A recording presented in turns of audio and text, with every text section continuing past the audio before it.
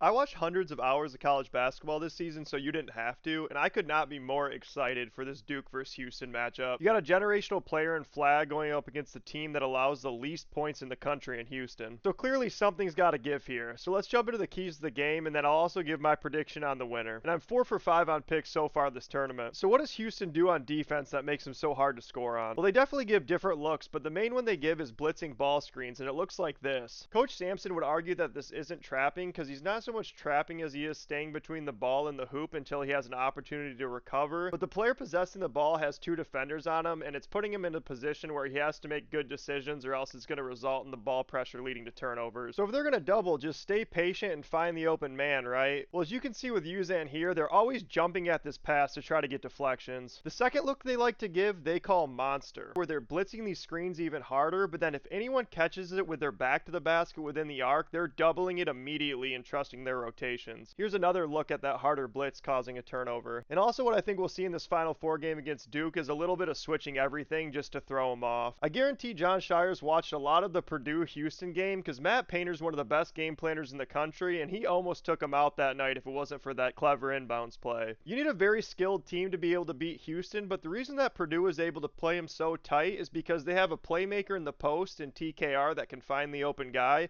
and then they obviously have a first-team All-American in Braden Smith that can handle those blitzes and make the right decision. Purdue focused on what's called dragging doubles, and you can see Braden Smith do it twice here, and it's making that second defender commit for as long as possible, so when the pass is eventually made, it takes longer for the defender to recover. Then we got to be smarter with Smith.